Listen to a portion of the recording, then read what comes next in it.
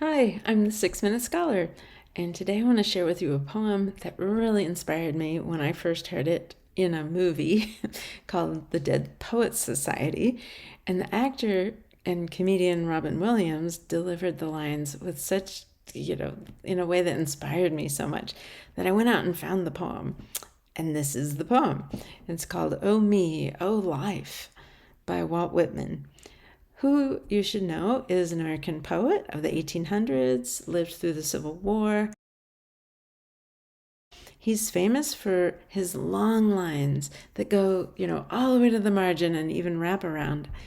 Not for little concise poems, no, like sprawling poems. This one's not terribly long, but the lines are long in the style that we associate with women. So here it is. Oh me, oh life. Oh me, oh life, of the questions of these recurring, of the endless trains of the faithless, of cities filled with the foolish, of myself forever reproaching myself, for who more foolish than I, and who more faithless? Of eyes that vainly crave the light, of the objects mean, of the struggle ever renewed, of the poor results of all, of the plodding and sordid crowds I see around me, of the empty and useless years of the rest, with the rest me intertwined. The question, O me, so sad, recurring, what good amid these, O me, O life? Answer, that you are here, that life exists, and identity. The powerful play goes on, and you may contribute a verse. So the final lines are the inspiring ones, that the powerful play goes on, and you may contribute a verse. I'm so glad he ends with hope, because the whole beginning, or like most of the poem, is a big list of the problems of life. Let's go line by line. So first it's, oh me, oh life, the questions of these recurring. Recurring means repeating. It always occurs to you over and over to wonder about life, about the purpose of life, about your place in life. What am I here for? What is it all about? So, oh me, oh life, sometimes poor me, oh why me? These questions keep coming up, recurring. Of the endless trains of the faithless, of cities filled with the foolish. So these are things that aren't good about life. You have trains like the never-ending line of ways that you can be faithless, like not faithful to yourself, not faithful to your ideals, not faithful to your relationships or to your code of conduct, your religion, your spiritual path. Lots of ways to be faithless, and lots of people who you see being faithless. And cities filled with the foolish. Of course, cities filled with people who are making mistakes, poor decisions. This is the human situation, right? That we're fumbling and bumbling around. And if we were wise, we would always choose the best and good thing that we should be doing and saying and not doing. But no, cities are filled with the foolish. And does he exclude himself? No, he does not. He includes himself. He says, of myself, forever reproaching myself.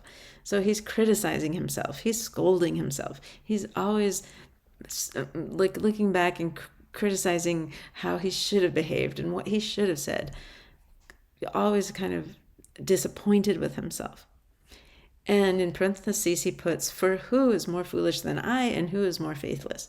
So after he just accused other people of being foolish and faithless, he's saying, yeah, and I'm the worst of the bunch. Like, I'm falling short in my own eyes, falling short of my ideals, of the best version of myself.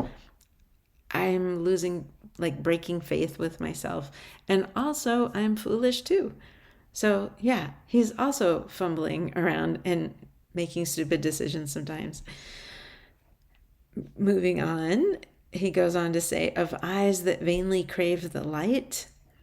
So to me, this means that your eyes, I mean, it's metaphorically, but you want, uh, out of vanity, just to make yourself look good, you want fame, you want praise, you want people applauding you.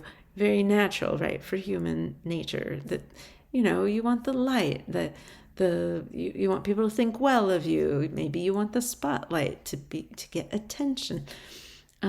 Sure, yeah, we all crave that. We want people to pat us on the back. Maybe we want rewards, awards. And then he says, of the object's mean, which I think probably refers to the object meaning like the goal. We set ourselves goals that are mean, which means small, narrow, shoddy, low quality. So we go after things that don't even mean very much in the end. I mean, money, position, status. These things seem like they're going to be worth it, but then it turns out that those goals are actually not worthy of us, as it turns out. That those weren't, they were mean, they were narrow, they were small, and not grand, and not like worthy of the greatness that we might be capable of. So our objects, our goals are mean. Of the struggle ever renewed, right? The continual struggle on and on that life is always requiring of us, that we give energy and we give time, and it's kind of relentless. The duties stack up. Of the poor results of all. So all this energy that we put in, that we get poor results, meaning results that aren't good, that are low quality.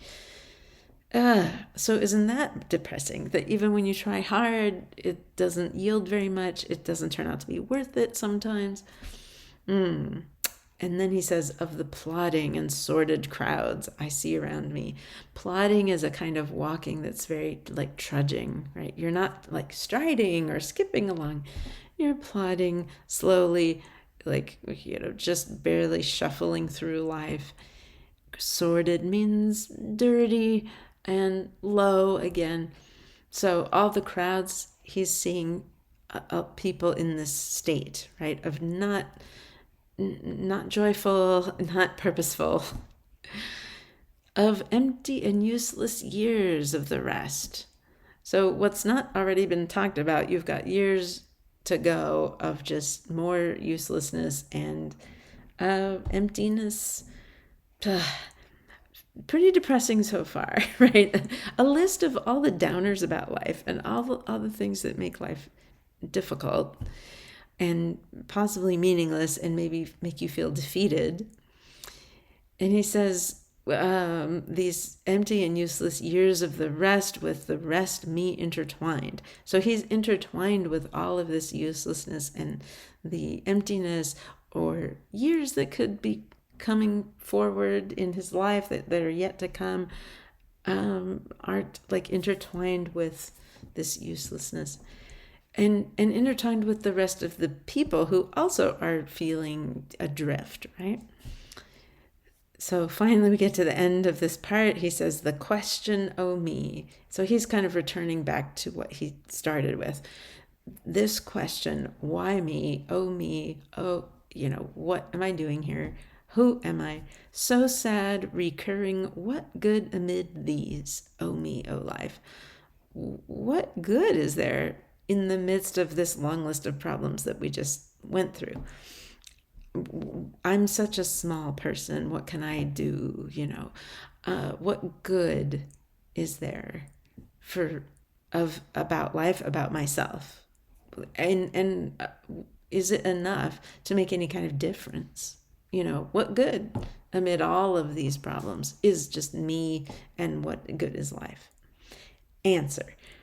Yes, so he proposes an answer, and you might not agree with him, but I feel like it's a hopeful answer, that you are here, that life exists, and identity.